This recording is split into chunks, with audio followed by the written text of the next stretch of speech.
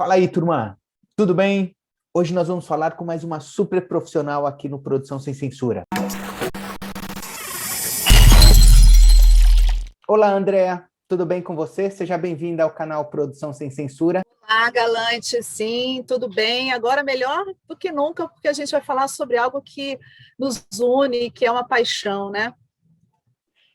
Exatamente. Eu também sempre gostei muito de trabalhar com eventos e agora não estou no Brasil, né? Aqui em Portugal eu estou tentando entrar nessa área de eventos, mas também como no Brasil é uma área bem fechada, mas enfim, vamos torcer, se Deus quiser vai dar certo.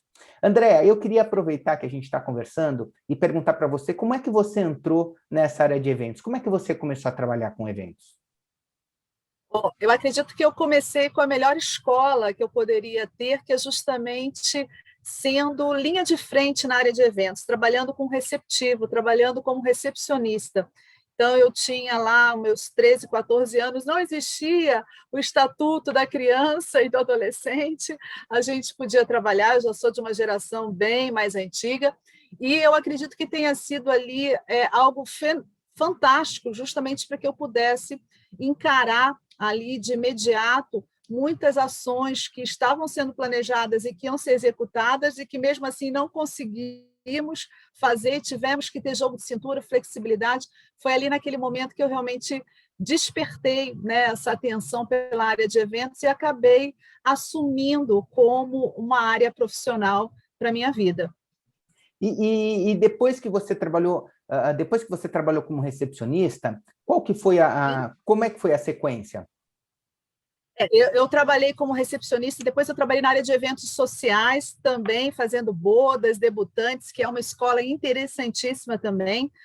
Aí, quando eu ingressei na graduação, que já era uma graduação focada também nesse instrumento, que é a área de relações públicas, eu já entrei no universo corporativo e, dentre as funções que a gente tinha para desempenhar, estava justamente a área de organização, planejamento de eventos, o escopo de cerimonial e protocolo, aí eu nunca mais larguei. Aí eu já estou completando já passei 30 anos já de atuação nesse mercado. Caramba, 30 anos já trabalhando com isso? 3 décadas, uau! E você resolveu focar justamente para o lado de cerimonial e protocolo, é isso? Eu tenho esse expertise também, isso é algo que acaba sendo diferencial, porque o cerimonial e protocolo é algo que muitos consideram complexo demais, e muitas vezes a gente acaba não tendo tantos interessados em desbravar esse mercado. Então, eu acabei também, por essa condicionante, tendo uma tarimba maior nessa área, mas a área específica de eventos, não só de cerimonial e protocolo, mas de segurança, elas fazem com que as minhas pupilas dilatem muito mais, com certeza. Muito bem. E aí, nesse quesito de cerimonial e protocolo, veja, todas as vezes que eu organizei eventos, como eram eventos que não demandavam essas duas questões, vamos dizer assim, a gente acabava resolvendo, né?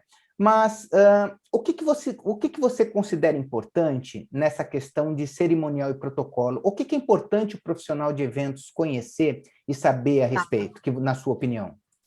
Acho interessante, Galante, a gente primeiro desmistificar esse pensamento que você acabou de externar, mas que é um pensamento que assola a maioria dos profissionais que trabalham na nossa área.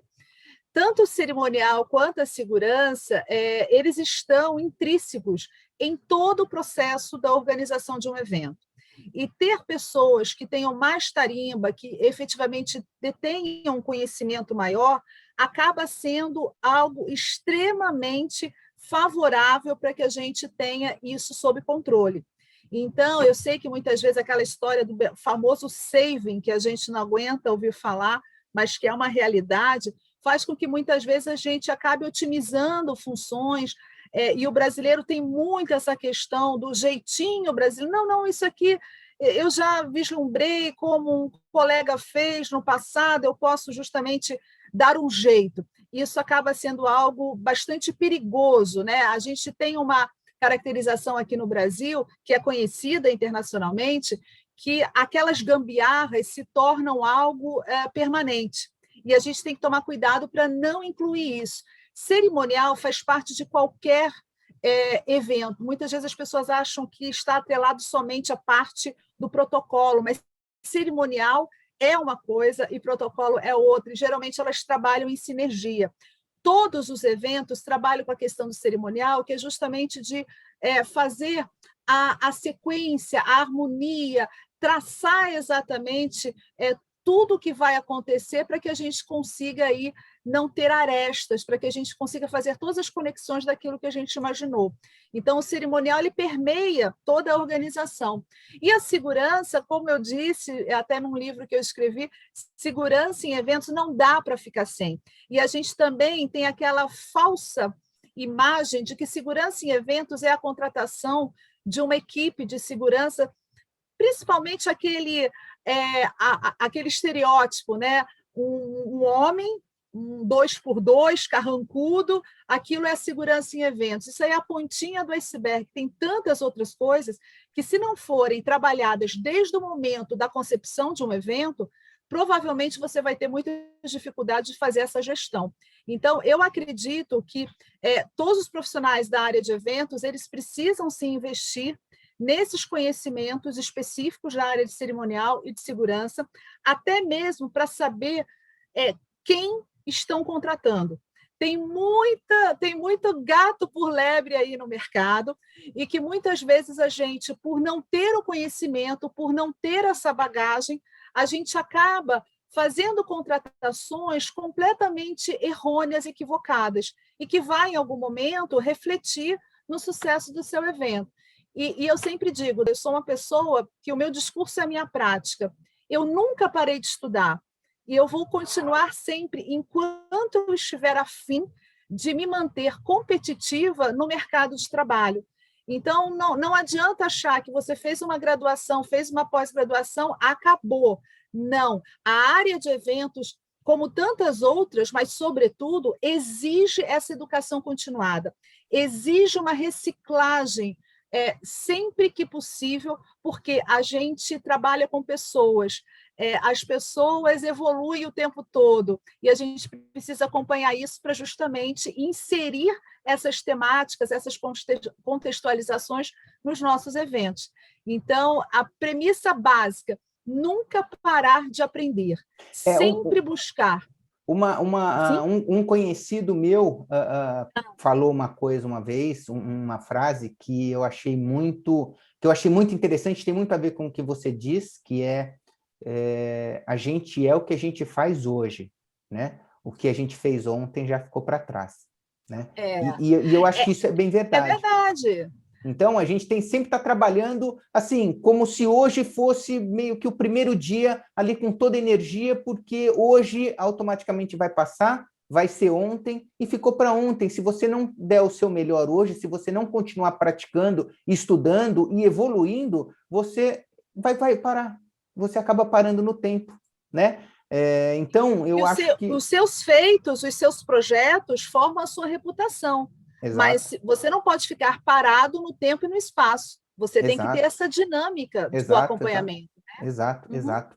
E essa questão de segurança também que você comentou, assim, nos eventos corporativos, né, o que acontece? Normalmente, você precisa realmente de uma segurança muito mais tranquila, dificilmente você vai ter alguma confusão num evento corporativo, né? Agora, quando a gente existem outros eventos, por exemplo, eu trabalhei numa agência que ela fazia formaturas. Cara, era assim, você imagina, né? Open bar, todas as formaturas hoje em dia são open bar. Tem um dado momento, assim, todas as formaturas tinham brigas, tinha confusão, tinha todas elas. E aí o que acontece? Assim, você contrata a empresa acreditando que a empresa sabe o que está fazendo, mas não necessariamente, né? Eu acho realmente que precisa ser pensado tanto a parte de segurança contra incêndio, fogo, esse tipo de coisa, como também a segurança patrimonial e física dentro dos eventos. Coisas que, na verdade, a gente sempre acha que as outras pessoas sabem o que estão fazendo, né? Verdade. E talvez não seja tão assim. Eu acho que realmente é importante a gente dar um pouquinho mais de valor nisso, nem que seja E, assim, algumas convenções que eu fiz, a gente conversava, fazia uma reunião com o hotel, e no hotel a gente falava, não, isso ia acontecer aquilo, para ver como é que eles estavam preparados, mas nem sempre as pessoas fazem isso, né? Sim. E o aspecto da segurança, a gente associa muito, é lógico que essa questão da integridade física é condição sine qua non, a gente não pode nem pensar em algo diferente, mas a gente inclui também a questão vinculada à integridade moral, à integridade emocional. Então, quando a gente fala que a gente tem inúmeras variáveis de segurança, como que você citou, bebidas alcoólicas, alimentação, espaço físico, cenografia, algo que a gente dizia e que as pessoas ficavam assim, imagina, Andréia, a gente falava em questões de pandemia. A gente teve em 2006 uma ameaça muito grande de um surto pandêmico que ameaçou a Copa do Mundo. Não sei se você vai lembrar isso, mas foi a tão combatida gripe suína, que chegou a ameaçar, olha, conforme for, está se alastrando aqui pela Europa, a gente vai ter que cancelar o evento. Mas as pessoas meio que, nossa, imagina, algo que começou lá numa região asiática não vai afetar o meu evento aqui na América do Sul. Não teve E a gente Olimpíadas, viu né? agora. Não teve Olimpíadas, hein? As Olimpíadas não aconteceram ainda. Do ano passado, e aí o ano passado a gente teve essa certificação, porque quando a gente falava, a gente muitas vezes era desacreditado, né? E agora a gente teve aí uma perspectiva, lógico, foi uma questão muito surreal, mas faz com que as pessoas... A gente no Brasil já convivia com a questão de uma epidemia de dengue, de chikungunya, de zika, que isso chegou a ameaçar até os Jogos Olímpicos de 2016, não sei se você lembra disso. Muitos atletas ficavam até com receios. Nossa, a gente vai para o olho do furacão em doenças que a gente não escuta falar aqui, né, dependendo do hemisfério que eles estivessem. Então, essas questões, cada vez mais, sendo colocadas como a segurança para pensar no bem-estar. Eu vou manter a integridade física, moral e emocional dos participantes do evento. E a questão do open bar, quais são ali, né, as possibilidades de você justamente fazer uma gestão onde haja oferta, mas não aquela oferta deliberada, onde o consumo seja até mesmo incitado a ser maior. Qual que é o limite, isso... né? Qual o limite? Aonde parar, né? Porque tem uma hora que realmente acaba sendo não uma diversão, acaba sendo um problema. Né? Você ter meia dúzia não, né? Sei lá, 50 bêbados a ponto de cair na festa, isso é um problema. Né? Então, assim, aonde parar? Porque é engraçado que o público, quando ele contrata festa, ele quer festa, e festa é bebida, uhul! Mas aí... Alegria. Mas então, né? Aonde acaba? Né? Aonde é esse limite da alegria para o problema, pensando em excesso de bebida? E aí, como você fala para o convidado, não, você não vai mais beber? Né? Isso são coisas muito complicadas, porque ele vai falar, quem você pensa que você é? Me dá mais um copo aí. A famosa carteirada. Entende? É um negócio muito complicado. Eu acho que realmente tinha que ter um limite, né? Agora, qual o limite é uma coisa que realmente precisa conversar a respeito, como chegar na melhor ação para aquela situação. E outra questão, a gente está falando variável de segurança vinculada a uma droga que é lícita. A gente ainda tem as drogas ilícitas, que as pessoas acham, não, imagina, drogas entorpecentes, isso é só em raves, é só em baladas. A gente tem inúmeras áreas de interesse que têm essa prerrogativa também. Congressos médicos, que são outros tipos de drogas que muitas vezes a gente não tem tanta tarimba de fazer toda essa barragem, né? Então, assim, são inúmeras as variáveis de segurança e que, se não forem analisadas logo no início para você traçar aí todo um plano de ação, fica muito difícil você conseguir justamente blindar ou até mesmo mitigar ali a sua participação no evento, né? E você sabe, uma coisa que eu acho interessante, quando a gente fala de segurança, assim, a minha base, né, a minha experiência, ela é 98% de eventos corporativos, né? E a gente tem uma questão também muito importante, que é a segurança da informação, nesses eventos Sim. corporativos, porque a gente tem toda uma equipe técnica ali, enfim, que, na verdade, quando você contrata normalmente, você contrata alguém que você confia, né? É o fornecedor que você confia, mas nem sempre ele tem a equipe dele 100% ali, porque ele também tem outros eventos e talvez ele tenha que contratar uma mão de obra terceirizada, ou seja, né, no fundo, como é que você consegue garantir que tudo que tudo que está sendo colocado ali, e muitas vezes são informações sigilosas, não saiam dali, né? Isso também é uma coisa muito complicada. A gente viu hoje, né, com essa maior, né, utilização dos eventos virtuais, o quanto que a gente também teve outras variáveis de segurança que a gente precisou incorporar, né, justamente para fazer frente aí a toda essa questão da segurança da tecnologia, o que a gente tem assim de mais moderno contra possíveis invasões de hackers. Aqui mesmo, na Europa, isso já acontecia, no Brasil é algo muito recente, a Lei Geral de Proteção de Dados, que agora permite que a gente tenha assim, uma relação muito mais cristalina, mas mesmo assim, as empresas são responsáveis pela forma, pela tratativa, o fim que eles vão dar justamente a essa compilação tão importante. As pessoas hoje sabem, dados acaba sendo hoje uma nova moeda, né? E tem pessoas muito mal intencionadas, como em todas as áreas que existem, né? Então, a gente percebe que cada vez mais não se diminui a preocupação com variáveis de segurança, elas só tendem justamente a ampliar-se. Então, quando você fala, por exemplo, numa realidade que vai ser muito nossa, dos eventos híbridos, meio a meio, parte presencial, parte virtual, esse escopo amplia-se muito. E, para isso, de novo, você tem que estar muito antenado, você tem que estar muito atualizado para que justamente você possa configurar o teu planejamento, inserindo instrumentos para justamente evitar que situações, incidentes desagradáveis aconteçam e maculem até a imagem do seu evento, do cliente primário, das marcas que estão envolvidas, né? E você sabe que assim, isso é tão importante e as pessoas dão tão pouco valor para isso, né? Eu digo isso porque você só consegue criar um plano de ação ou que seja de emergência, ou que seja mesmo de segurança, enfim, algo nesse quesito, com tempo, né? Você precisa de tempo para pensar nisso. Agora, da forma como tem acontecido ultimamente, é uma coisa que é impressionante, está piorando cada vez mais. Você tem menos tempo para conseguir fazer uma proposta, para conseguir bolar um plano, e aí vem orçamento e tudo mais. Fica inviável você fazer isso. O que acontece? Isso acaba saindo do foco e fica para depois. Só que, quando você começa a enxergar o tamanho da encrenca, você não contabilizou no seu orçamento um valor que possa cuidar desse tipo de coisa, né? De você conseguir pagar alguém ou então ter gente lá na hora para conseguir cumprir uma questão de emergência que está cada vez mais latente nos eventos, né?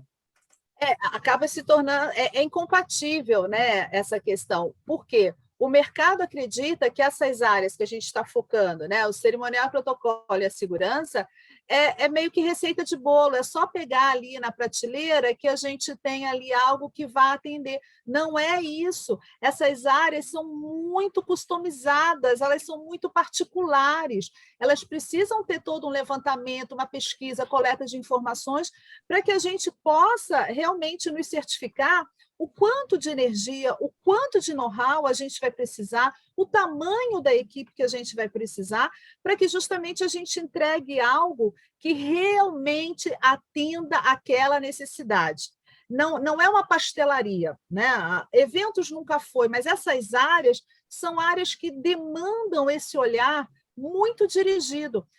Na área de segurança, uma vez eu fiz um evento que eu fui em loco visitar o espaço, e aí eu descobri uma variável que eu nunca tinha trabalhado: animal peçonhento escorpião. A área era invadida por inúmeros escorpiões. Aqui no interior de São Paulo a gente tem, né, uma proliferação, e existe todo um cuidado. No primeiro momento eu falei, gente, vê um escorpião, né, eu dou uma pisada e acabo com ele. Não é assim. Você precisa, se possível, isolar aquele animal, porque dependendo da raça, né, da linha genética que ele segue, você vai ter um soro específico se a pessoa for picada. Olha, se eu não tenho esse cuidado, se eu não tenho esse zelo de ir em loco, pesquisar, conversar com as pessoas, eu não teria essa informação. Sim. Eu não teria me preparado e, com certeza, eu teria ali Não, vítimas relacionadas a isso. seria uma surpresa daquelas que viram Claro, né? A gente está acostumado a fazer coisas em hotéis mais fechados, em ambientes mais controlados, né? Então, é difícil você levar, é o que eu chamo de imponderável, né? Tem algumas coisas que, por mais que você pense, cara, sempre tem um imponderável, e nesse caso seria esse fato, seria esse animal, o escorpião. Se você não vai lá e não sabe disso, você ia chegar lá na hora e ia fazer o quê? Né? Porque daí, para você tomar medidas todas de última hora, fica muito mais... Com certeza, você tem que... A equipe médica não estaria... A equipe médica não estaria preparada. A gente, diante disso, fez o quê? A gente correu atrás, a gente fez uma parceria com o Instituto Butantan, a gente teve uma equipe especializada em escorpiões, a gente está falando de um mega evento para mais de 70 mil pessoas dia, lá inserida. Eu não teria tido o tempo necessário para fazer esse planejamento, para inserir essa questão orçamentária, porque essas pessoas não vão ser voluntárias, são trabalhadores, estavam ali justamente para, né, prestar assistência, prestar serviço. Então, esse é só um exemplo para que a gente possa até... às vezes as pessoas acham, eles falam isso porque, enfim, querem ter mais prazo, querem ter mais facilidade. Não, acontece. O nosso foco é o sucesso do evento. Eu sou da época que ainda, para apresentar uma proposta, a gente ia primeiro fazer uma visita técnica no local, para daí sim você chamar os fornecedores. E já, né, imagina, a gente começava a desenvolver o projeto com a visita técnica. A gente ia fazer uma visita técnica com os fornecedores, porque daí todo mundo sabia o que ia usar, sabia o que ia fazer, como ia lidar, para depois montar a proposta. Tudo bem que você já tinha uma ideia, né, algo inicial, para depois fazer um orçamento. Hoje em dia, o que acontece? Você nem vai fazer AVT. Você fala, puxa, onde vai ser? Vai ser em tal lugar, beleza. Locação de espaço, tanto. Equipamento, tanto. Não sei o que, tanto. Ok, que os fornecedores também, e aí eu falo dos que trabalham em São Paulo, já estão acostumados com praticamente todos os locais de evento, quase que Brasil, né? Pelo menos os principais. Então, ok, para eles também é fácil. Mas isso, se você não foi ver o local, se você não conhece, isso pode trazer problemas muito grandes. De novo, de coisas imponderáveis que você, no primeiro momento ali da visita técnica, do projeto, não pensou, mas quando você vai lá, você fala, porra, tem uma divisória aqui que não podia ter. Eu não consigo agora, ou passar um cabo, não consigo levantar uma cenografia, ou então o pé direito, ali naquele lugar, ele é um pouquinho mais baixo, e a cenografia ela foi feita numa configuração que não entra, você não consegue subir os trainéis. Então, olha, vou te dizer que isso é uma coisa que atrapalha bastante e pode trazer riscos para o evento, né? E outra questão, Galante, e as locações inusitadas, que não são aquelas locações feitas para receber eventos, mas que, de repente, todo mundo começou por uma questão de inovação, de criatividade, buscar isso, e a gente tem que construir toda uma estrutura, mas muitas vezes você tem necessidades de obras que são obras básicas, obras relacionadas à drenagem, coisas que, se você efetivamente não for lá olhar, conversar com especialistas, conversar com engenheiros, você não consegue ter essa mensuração. Vai tomar um tranco na hora. E alguém vai ter que pagar, ao final, a conta que vai chegar. E o cliente nunca quer pagar. Ele quer tudo antes, quer correr, quer tudo mais barato, mas quando existe algum tipo de problema decorrente da pressa dele, problema seu, não é problema meu. O abacaxi não é meu, descasque ele sozinho. Descasque, vira aí, eu não posso, você não viu isso antes, o problema é seu. Mas, e aí é outra coisa que eu acho muito interessante nos processos de evento de hoje em dia, principalmente quando você tem um cliente assim, né, pagador, um cliente que é o responsável financeiro por aquele evento, aonde lá atrás você fala, olha, eu preciso de mais tempo, olha, a gente precisa rever, olha, não sei, e lá atrás fala, não sei o que, não, vamos, não, vai assim, não, vai dar certo, não sei o quê. E aí, lá na hora, quando a corda estoura, ele fala, olha, desculpa, isso não é problema meu, aí já é problema seu. Aí ninguém lembra lá de trás, né? Verdade. A gente sempre, sobretudo nessa área de segurança, que é uma área que a gente, infelizmente, no Brasil, sempre deixa muito, né, para o escanteio, né, como forma não protagonista, mas secundária, a gente cria ali uma política de segurança que faz com que o cliente assine. Porque, ao assinar, ele meio que consegue vislumbrar, poxa vida, olha só, meu nome está aqui, deixa Verdade. eu realmente fazer o que estão me indicando, deixa eu assinar Verdade. embaixo. Verdade. Por quê? A corda sempre tende a arrebentar no lado mais fraco. E o lado mais fraco de toda essa cadeia somos Sempre nós, é o organizador. profissionais, É. produtores, né? É isso aí, é isso mesmo, é isso mesmo. E, Andréa, diz uma coisa, qual foi o momento mais difícil que você vivenciou num evento? O momento mais difícil, tem um evento que, nossa, esse se torna inesquecível, quando o serviço de valet que a gente contratou, indicado, indicado não, quase que obrigado pelo cliente primário, porque era uma indicação da esposa, sabe aquela história que essas indicações são nebulosas, né? Boas indicações a gente sempre está aberto, mas essas indicações meio que nebulosas, nós contratamos um serviço de valet que foi o serviço mais louco que eu já vi na minha vida. Ele não tinha a menor estrutura, ele usava os espaços sem mapear nada da própria rua, e quando eles se perderam, eles simplesmente pegaram as caixas com as diversas chaves de carros, assim, não tinha Fusca, não. Eles pegaram as chaves e jogaram no meio da calçada, os funcionários completamente perdidos. Olha, foi um auê, a gente ficou até mais ou menos umas 4, 5 horas da manhã para tentar encontrar os carros, e as pessoas pressionando, teve polícia, e é lógico, né? Aquele senhor que fez a indicação não precisa dizer que Sumiu, não, sumiu, né? não, você tem É, certeza? é, Enfim, foi uma situação muito difícil, e é lógico, situações vinculadas aí à questão de mal súbitos sempre deixam a gente muito aflito, né? E isso é isso é muito ruim. plausível de acontecer em qualquer tipo de evento, né? Hoje a Você gente acha sabe.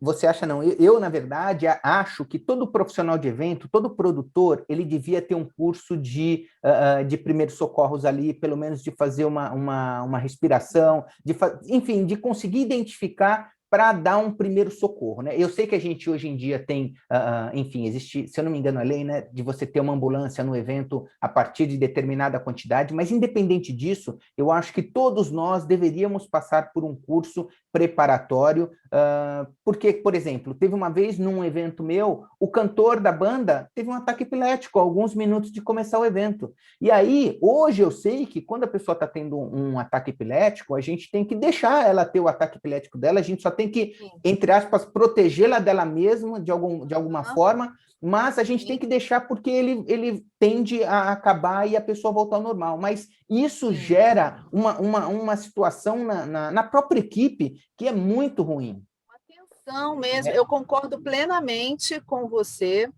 Eduardo, porque justamente eu faço isso. Hoje a gente chama dos cursos, que são cursos de extensão, são cursos livres, de suporte básico à vida.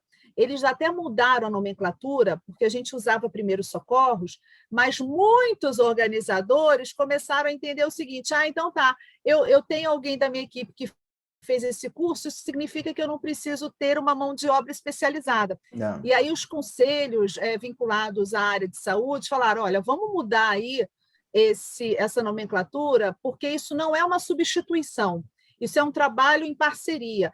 Enquanto uma assistência profissional especializada não chega, o suporte que você pode dar, ele com certeza tem ali uma significância que pode prorrogar ali a vida de uma pessoa até chegar a esse atendimento ou não. Então, eu concordo com você, e até mesmo é bom a gente fazer esse alerta como cidadãos que somos. Sim, A sim, gente verdade. pode, né, no meio da rua, o nosso vizinho, alguém da nossa comunidade, enfim, se você tem a informação do que fazer, Sim. certamente você vai ajudar muito mais do que você ficar desnorteado, tenso, nervoso com a situação. É, porque O se você problema não sabe o que fazer, você normalmente fica ali, enfim, fica perdido, se perde. E tem se muito você... mais chances de fazer alguma coisa Coisa que errada. prejudique É, ainda mais a situação, exato, né? exato, concordo, concordo.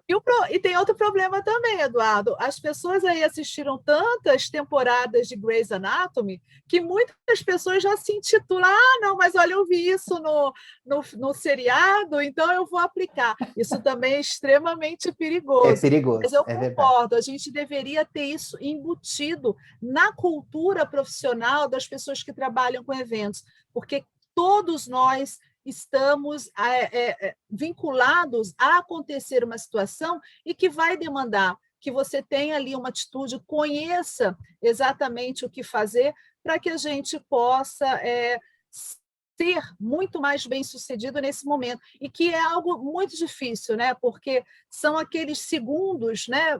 2, 3 minutos que vão fazer toda a Que diferença. podem definir uma vida, exato. E muitas vezes, pela sua inaptidão, você acaba prejudicando isso. E até da sua equipe também. Porque tem pessoas, por exemplo, que, ai, André, eu não consigo ver ninguém passando mal, eu não consigo ver uma pessoa com secreções, enfim, ok, é importante que a gente entenda que na nossa equipe tem pessoas diferentes, tem uns que vão ter, né, um controle maior, outros não vão ter, até mesmo para que a gente coloque essas pessoas em outros estágios naquele momento para não atrapalhar também, Exato, né? exato, exato. Inclusive, até definir na nossa equipe, de repente, enfim, as pessoas que vão atender a ocorrência caso ela aconteça, né? Apesar Exato. de ser bastante complicado no meio do evento, isso tem que ser muito bem pensado, eu digo, porque você não pode pegar alguém que está lá dentro da técnica, dentro da house, Sim. para fazer o papel de salvador, vamos dizer assim, aqui fora, né? Você tem que pensar essa operacionalização da coisa, mas é importante que você tenha uma equipe de primeiro atendimento, né? Para ir lá e entender o que está acontecendo e ver o que tem que fazer, para que você consiga, enfim, melhorar o atendimento ao público, né? A quem está sofrendo ali esse tipo de coisa. Isso acaba fazendo diferença no evento. Parece que o evento ele é mais organizado, né? Para quem está vendo acontecer, ele tende a ter a sensação de que ele está seguro naquele evento. Isso que a gente está abordando está vinculado à gestão de pessoas. Então, quando a gente está à frente ali de uma equipe, numa coordenação, é importante que a gente tenha essa sensibilidade. Até realmente que ponto eu posso contar com determinada pessoa pela questão das suas competências técnicas, mas também competências emocionais.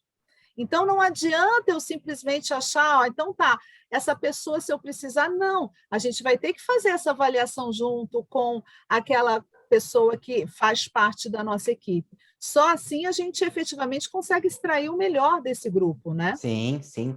E falando em equipe, você acha que existem panelas de trabalho na área de eventos? Se você acha que sim, você vê uma forma de minimizar isso?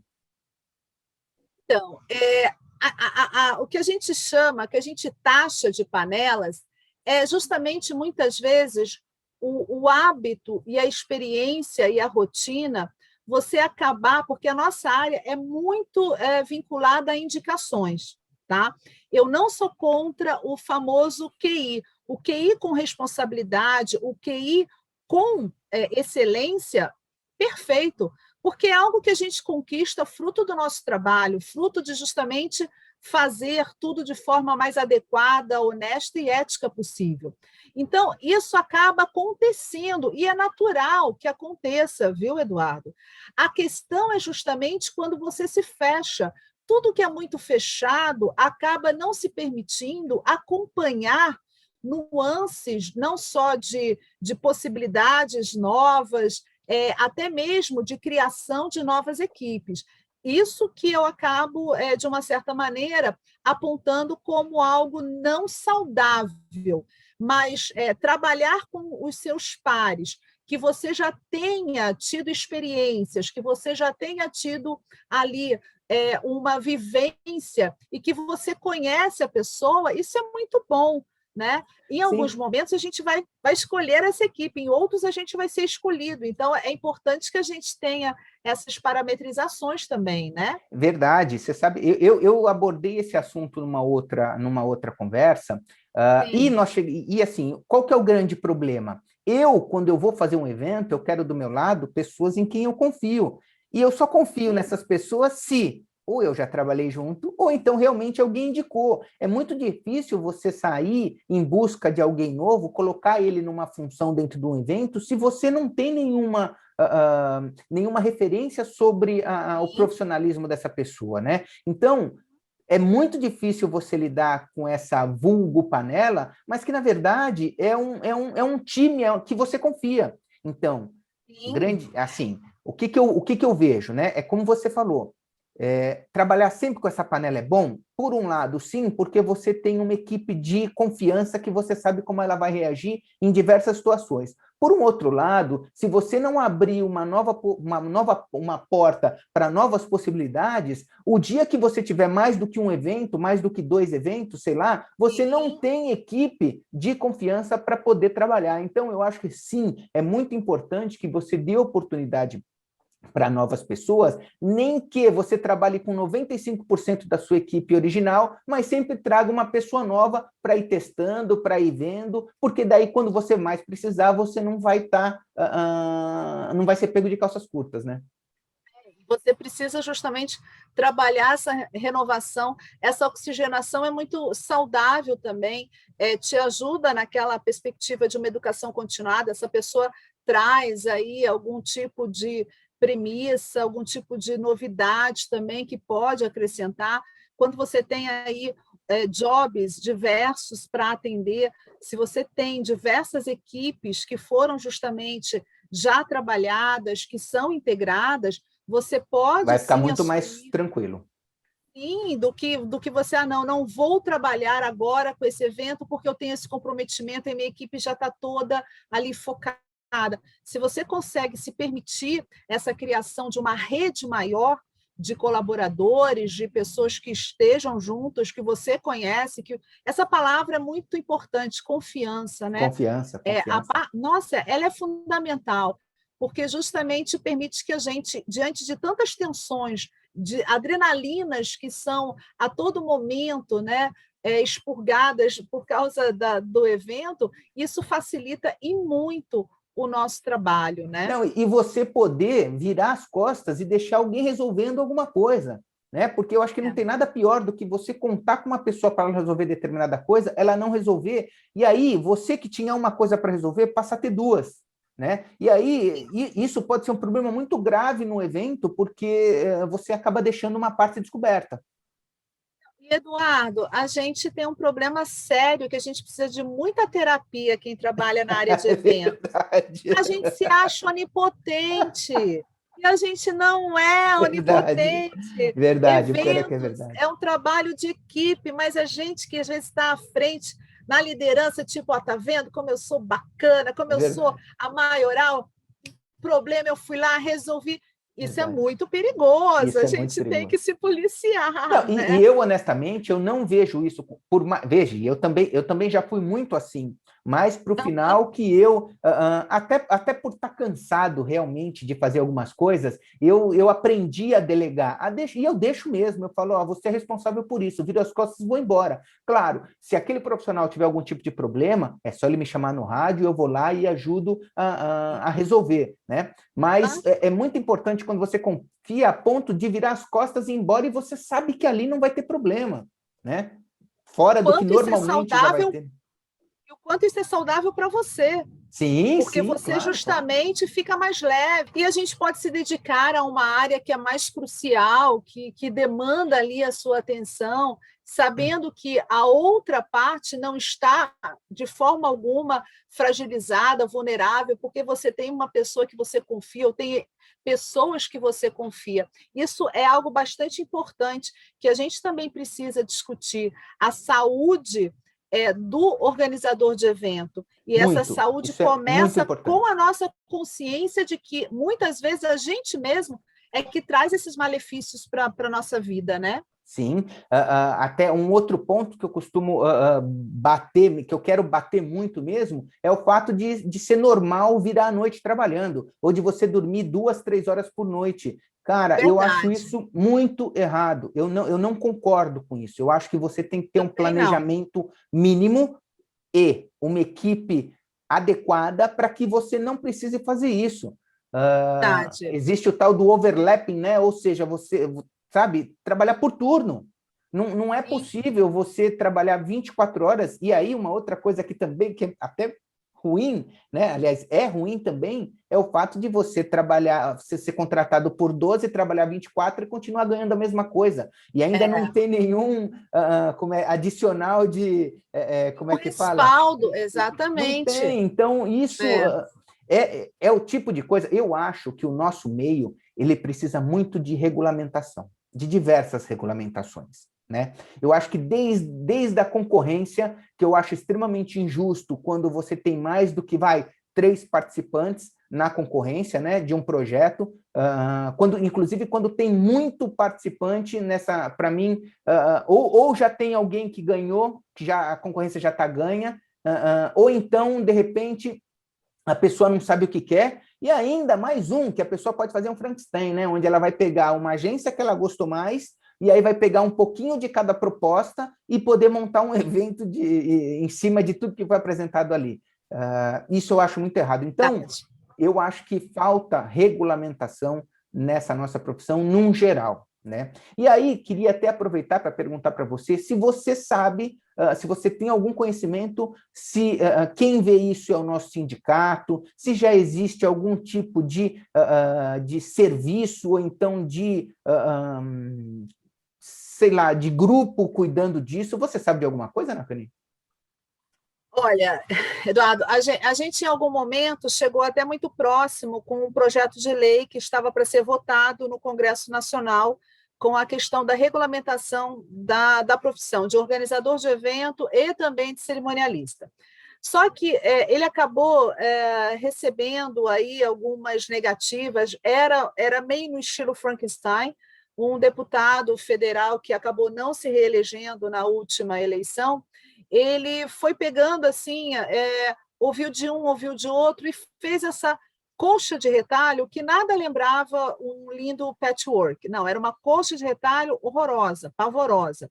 E a gente acabou justamente, né, emitindo a nossa opinião. Alguns pareceres já estavam bem avançados em comissões de trabalho na Câmara, no Legislativo, mas acabou, como ele não se reelegeu, acabou sendo colocado de lado. Como não nenhum outro, né, colega se interessou pela continuidade, ele foi arquivado. Então, quer dizer, em algum momento isso vai retornar. Ou seja, né, que fica a dica aí, não tem ninguém que nos represente, né? Se alguém se habilitar, Não, de repente é uma forma, tem bastante produtor de evento aí que de repente olha, pode até eleger alguém, né?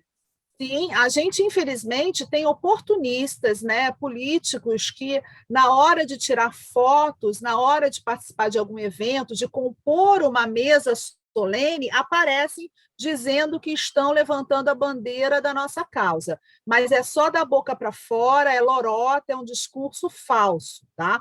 Porque efetivamente não tem. A gente viu agora o mercado completamente parado há mais de um ano. As pessoas que trabalham com a área de eventos tiveram que buscar outras fontes, outras alternativas para sobreviver, porque, em função da pandemia, a não ser que você migrasse diretamente para os eventos virtuais, os eventos digitais, a gente ficou sem o trabalho. E a gente assim não via esforço nenhum dessas pessoas que se diziam próximas à nossa área. Então, a gente precisa rever, sim, com muita propriedade, e está na hora da gente ter, poxa, a gente movimenta tanto a economia, né, de uma região, de um estado, de um país, por que a gente não pode... Para ser deixado tão de lado, né? Sim, eu sei que todas as profissões, todas as atividades são importantes, mas a gente muitas vezes tem a questão da priorização. O que economicamente isso faz com que eu tenha uma receita melhor, que eu tenha mais empregos diretos e indiretos, isso acaba tendo que ser, de uma certa maneira, avalizado. E a gente realmente hoje não tem. E olha, eu acredito que isso vai demorar ainda mais tempo também, principalmente a questão da regulamentação. A gente tem ali diversas áreas que, ao mesmo tempo, hoje brigam para saber quem vai ficar com eventos. Eu sempre brinco, você conhece a fábula do patinho feio, não conhece? Sim, sim. Eu faço essa analogia com eventos. Eventos é uma atividade tão antiga quanto a própria humanidade. A gente tem relatos que chegam a apontar para 200 mil a 40 mil anos antes de Cristo, na era paleolítica média, quando eles foram introduzidos na nossa vida. Só que quando eles efetivamente começaram a ganhar força, a gente está falando sobretudo aí no século XX, né? As pessoas começaram a prestar mais atenção nos eventos. Então, hoje, todo mundo quer fazer o teste da paternidade. Eventos não tinha pai. Verdade. Mãe tinha, mas não tinha pai. Agora tem uma fila de pais, de pais, né? Sim. Daqueles que querem provar que, olha, tem o meu DNA, é coisa minha. A gente tem a área de comunicação, a gente tem a área de marketing, a gente tem a área de turismo. Relações públicas. Comunicação, né? A comunicação tem RP e tem PP também. É isso aí, né? é isso aí. Tem a área de administração, porque todos esses aspectos de gerenciamento são trazidos da área de administração. Ou seja, tem muito pai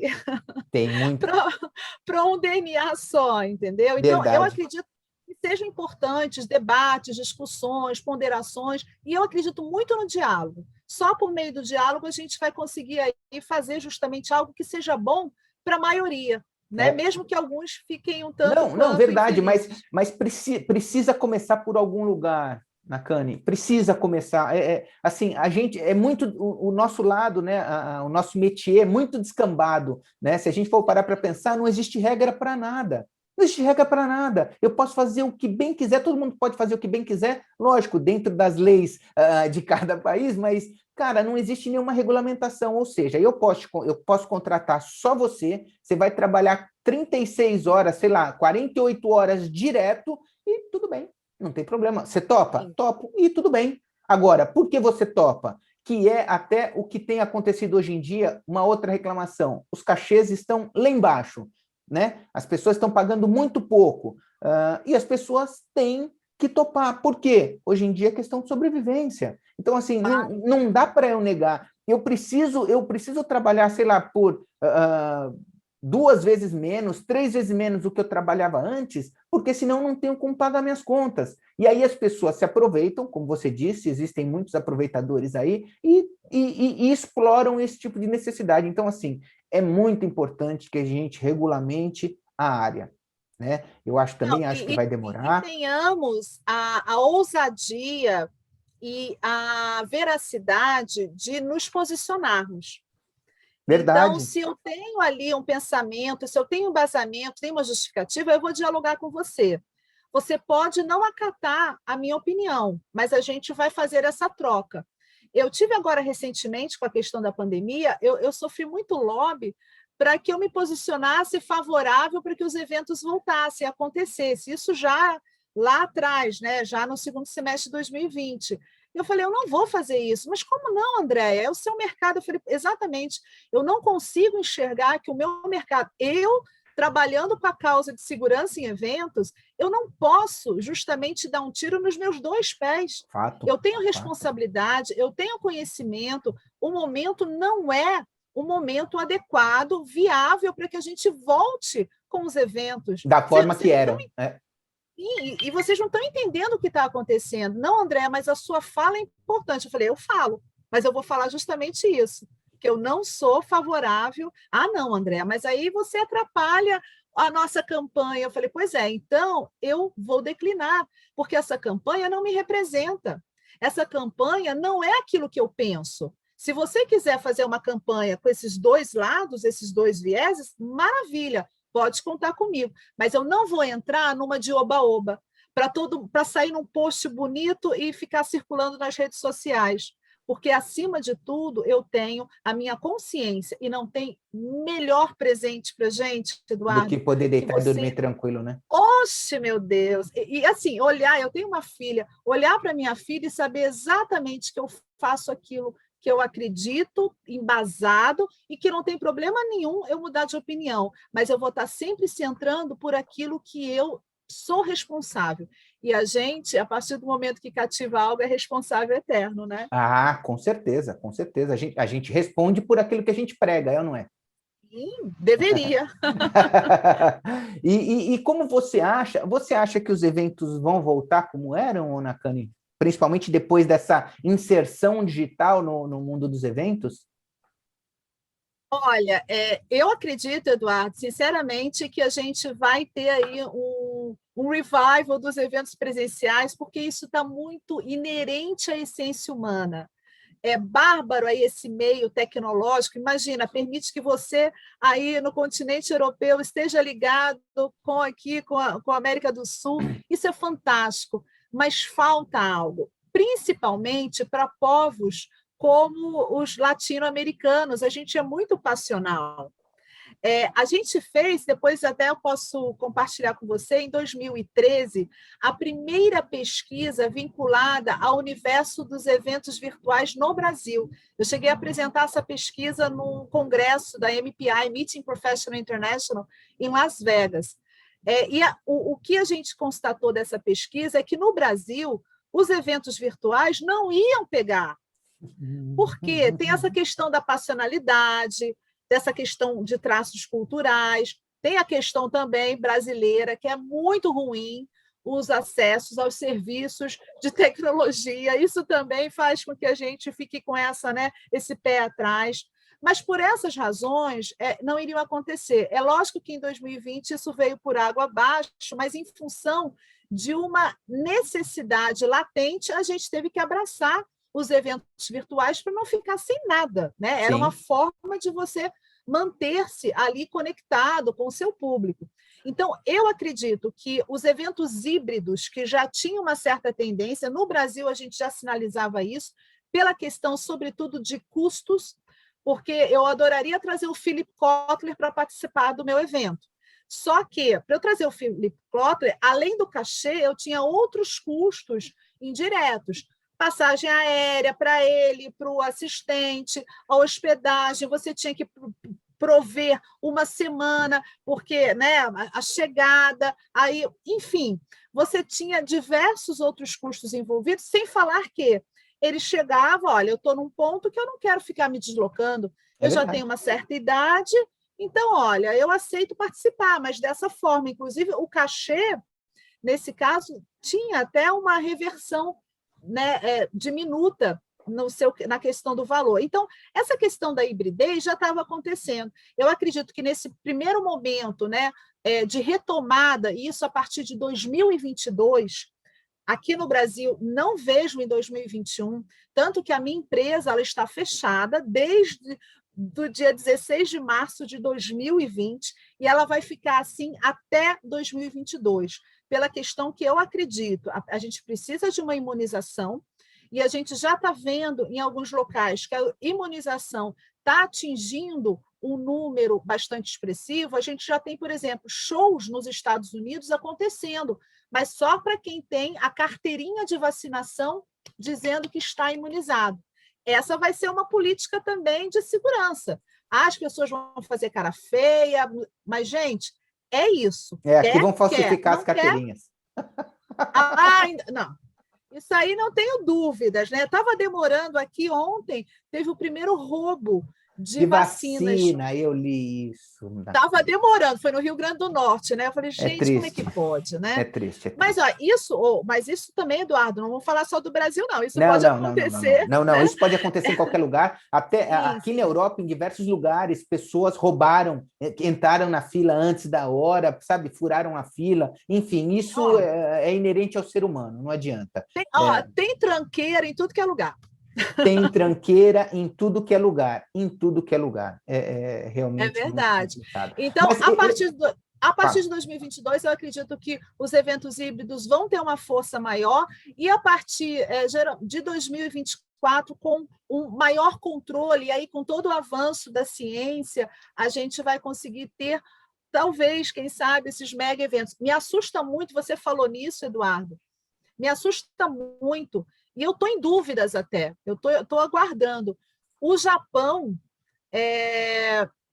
abaixar a cabeça e sediar a edição dos Jogos Olímpicos agora em 2021. Eu entendo tudo que tem por trás, eu entendo a pressão dos patrocinadores, eu entendo a pressão do Comitê Olímpico Internacional, mas eu acho extremamente arriscado. É lógico que eu estou acompanhando, são protocolos assim inimagináveis, mas os atletas não estão no seu melhor, no melhor desempenho. Os atletas pararam praticamente também, né, em 2020. Então, assim, eu não eu sei acho que até vai que ser um tiro no ponto. pé. Eu acho que se fizerem, vai ser muito ruim, não vai ser algo legal. Agora, Eu também acho. mas é o que você falou, né? Mas e aí? Passa para o ano que vem? E se não der, também passa para o Não outro? pode o ano que vem, porque ano que vem é a Tem Copa do Copa do Mundo, Mundo. imagina! As Olimpíadas duas e Copa do entidades Mundo. batendo de frente. Não vai dar Nossa, não certo. vai ser fácil. FIFA e COI, não. Mas, enfim, é algo que me assusta. O Japão, eu conheço bem a cultura japonesa, se deixar justamente levar por isso, né? Então, eu não sei, Verdade, verdade. eu Verdade. tô esperando chegar o mês de julho para ver se realmente isso vai ser levado adiante. Mas eu acho que quando isso tudo acalmar, os eventos presenciais eles não vão acabar. De Eu acho forma que o alguma. contato humano ele sempre vai precisar acontecer. Claro, daqui, sei lá, 100, 200 anos, onde a gente conseguir, talvez, né, fazer vários, sei lá, talvez até consiga, mas eu acho que, por enquanto, eu não vejo trocar o evento presencial, a não ser as pequenas reuniões, né? Eu acho que pequenas Sim. reuniões, coisas onde, de repente, você, sei lá, reuniões Otimizaram mensais, tempo, isso, orçamento, sem orçamento, dúvida alguma. isso eu acho que vai conseguir. Agora, de Sim. resto, principalmente feiras, assim, acho muito difícil acontecer, parar, Olha, né? Eduardo, quando isso, você falou daqui a 100, 200 anos, se isso acontecer, a humanidade acho que acabou, porque a gente vai estar tão robotizado, a gente vai estar tão Verdade, mecanicista, isso verdade, é a nossa essência, nós somos seres sociais, verdade. e seres sociais que têm essa prerrogativa de estar conectado com o outro, seja por intermédio de uma ferramenta tecnológica, mas nada substitui o olho no olho, o face to face. Então, eu acredito de forma muito, mas muito entusiástica que sim, os eventos presenciais vão voltar quando a gente tiver ambiências que efetivamente sejam seguras para todos. Tem muitos coleguinhas também que não pensam na questão, não, olha, mas para minha audiência eu faço teste, eu faço distanciamento, eu faço isso, eu faço aquilo, mas esquecem do seu capital humano. Sim, verdade. Esquecem daqueles que foram contratados, que pegaram condução, aquelas conduções que aqui no Brasil Infelizmente, é são triste. completamente insalubres para algum tipo de sanidade, né? De Não, controle, né? nenhum, e que muitas vezes essas pessoas também estão passando por dificuldades, são aquelas pessoas que moram 10 pessoas num cômodo só e que cada um vai para um lado. Como é que você consegue gerenciar esse risco na Não tua consegue, equipe? Não não tem como. consegue, Então, não tem dizer, como. não, olha, mas está tudo dentro dos protocolos.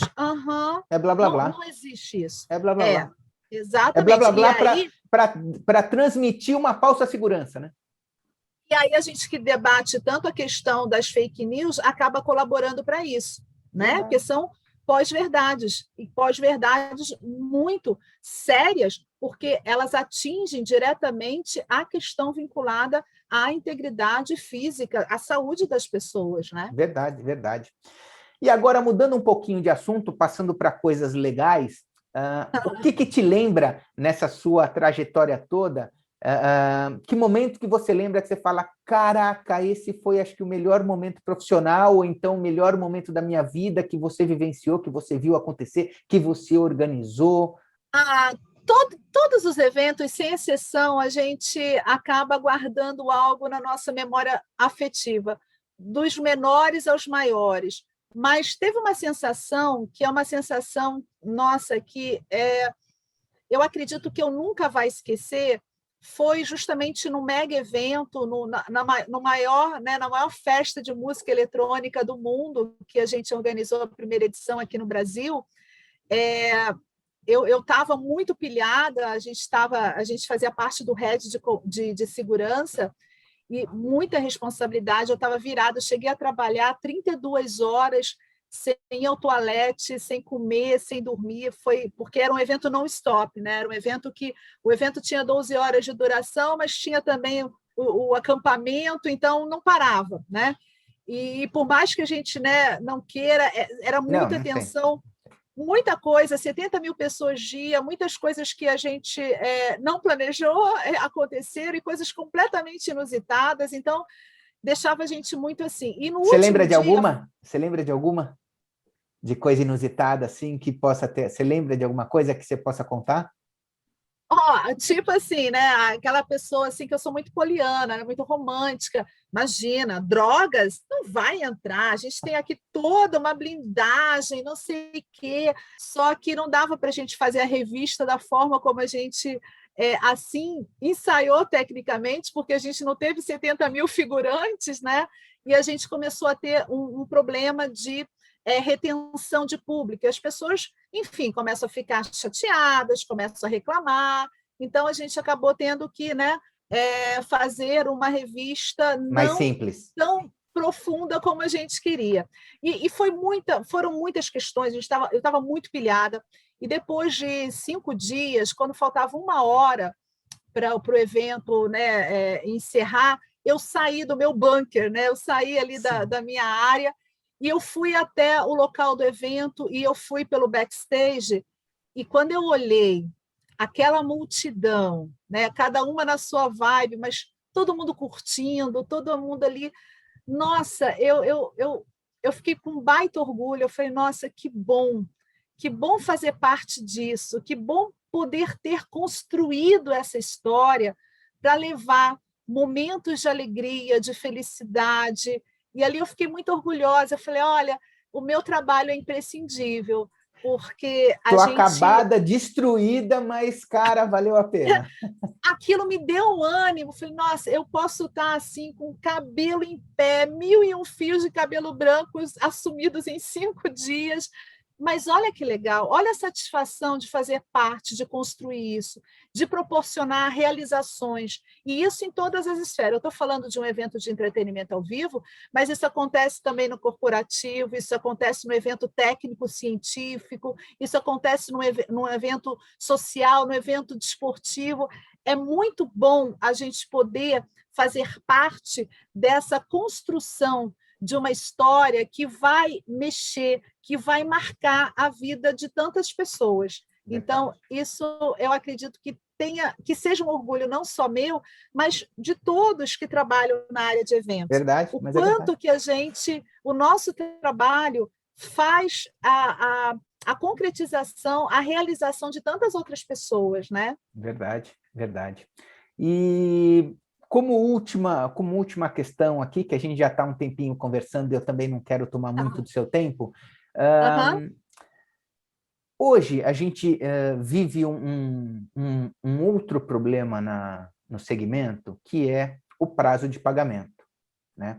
Ai, meus Infelizmente, sais. as maiores, cada vez mais, antes, quando eu comecei a trabalhar, pagava-se 50% no ato e 50% 15 dias depois do evento, né? Sim. Comecei assim. Hoje em Prazo dia, justo. que eu acho um prazo com 50% na aprovação, eu acho perfeito. Sim. Mas hoje a gente tem clientes pagando com 120 dias após o término do evento. 100%, ele não adiantou nada. Puxa vida, assim, não tem como aguentar, né? Não. E assim, as pequenas, a minha empresa é uma pequena empresa. Se a gente não tiver um fluxo de caixa muito bem alinhado, porque eu não acho justo também as pessoas que trabalharem, né, trabalham comigo, virem também a receber nesse prazo. Claro. Eu poderia justamente fazer isso uma bola de neve. Ah, então tá, eu só vou receber daqui a 120 dias, então você também que trabalha comigo, daqui a 120 dias recebe. Eu não acho isso justo. Então, a gente acaba tendo ali toda, né, uma dor de cabeça contábil maior, para que justamente a gente tenha ali um fluxo de caixa que a gente consiga fazer com que as pessoas, sobretudo as pessoas que trabalhem, recebam num tempo hábil e num tempo que realmente seja honesto para elas sobreviverem. Mas muitas empresas não pensam assim e elas acabam justamente movimentando ainda mais essa roda, que é uma roda que é nada virtuosa, é uma roda viciosa. A partir do momento que você tem um coleguinha que aceita esse tipo de proposta, abre-se ali justamente margem para que o outro lado exerça isso como, então isso agora virou uma regra.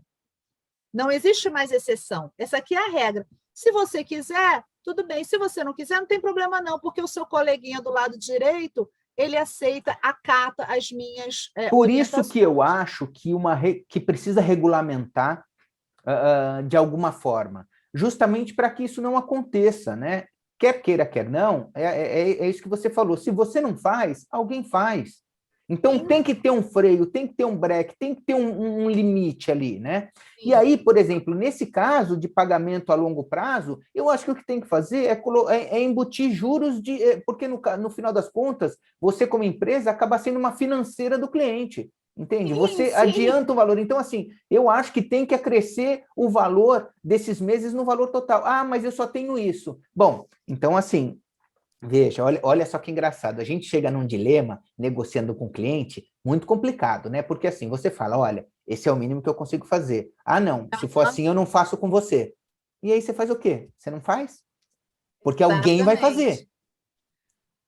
Eduardo, negociação tem que ser bom para Por ambas as ambas as partes. Quando a partes. negociação ela é única e exclusivamente uma via de mão única, não dá, não dá. E aí cabe a questão do posicionamento. A gente precisa trocar mais figurinhas, a gente precisa se fortalecer. Se a gente tiver algumas pessoas que têm aí a questão da liderança, algumas pessoas que efetivamente têm uma voz que se torna mais audível, a gente começa a movimentar e a tirar esse escopo que é tão, no meu entender, violento no que diz respeito ao nosso processo de reconhecimento como profissionais mesmo, né? Verdade, Todos nós mas temos contas para pagar, não só o claro, cliente primário, claro, a gente também claro, tem, claro. né? Mas veja, a maior dificuldade que eu vejo nisso é como você vai, entre aspas, fiscalizar isso, né? Porque ok, então vamos supor, e até quero aproveitar e perguntar para você se você sabe como o nosso sindicato funciona e se funciona. Mas vamos deixar ele de lado agora. Se criamos uma entidade que vai fiscalizar, vai gerenciar isso, vai regulamentar, como é que a gente fiscaliza? Então, o que acontece, Eduardo? Nós não somos uma profissão, nós somos uma atividade. Então, a gente sempre acaba pegando carona em outras áreas que já tem isso regulamentado. Os sindicatos, a gente tem aí menos de 4 anos, praticamente, de uma alteração no que diz respeito ao entendimento do papel do que é um sindicato profissional. Os sindicatos simplesmente só queriam saber de, né, venha a nós o vosso reino, Claro, absolutamente claro, nada. claro. Com essa nova, né, a nova lei trabalhista que entra, né, em vigor, acho que foi 2017, 2017, isso. A gente tem ali uma mudança, os sindicatos agora têm que fazer por onde? Não adianta ficar sentado em berço esplêndido esperando cair a contribuição daquele profissional na sua conta corrente. Eu tenho que provar que eu tenho validade, eu tenho que provar que eu realmente sou um órgão que chega junto, que eu estou trabalhando em prol de você, dos seus benefícios. Muitos sindicatos, a gente sabia que eram puros cabides de empregos, né? E que assim faziam, né, acontecer meramente como questões políticas e partidárias. A gente hoje tem sindicatos que, para convencer da sua relevância e da sua importância, estão trabalhando, estão apresentando projetos que estão levando para o legislativo, estão trabalhando aí com assessoria de comunicação para gerar uma opinião pública favorável. É isso que precisa. A gente precisa cada vez mais de ter unificado todas essas informações, trabalhar com a opinião pública a nosso favor. A opinião pública pode, sim, pressionar os nossos legisladores, né? Encontrar pessoas que defendam a nossa causa, ou seja, não é uma única ação, é uma complexa corrente de ações necessárias para que a gente faça essas alterações. Mas, enquanto isso tudo não acontece, eu acredito muito no poder influenciador de players que são conhecidos no mercado e que têm voz, que são respeitados, que têm credibilidade, que podem iniciar esse movimento. Os movimentos hoje são questões muito aplicadas, justamente porque cada um de nós aqui tem uma rede social, cada um de nós tem aqui conectividade imensa com diversas pessoas e pode começar a fazer esse trabalho. Imagina, individualmente somos fortes, porém, quando juntos, nossa, sai de baixo. Verdade, verdade. Bom, eu queria agradecer imensamente o seu tempo, a sua participação aqui no canal da Produção Sem Censura. Desejo que as coisas voltem ao normal o mais rápido possível, que você consiga reativar a sua empresa o mais rápido possível.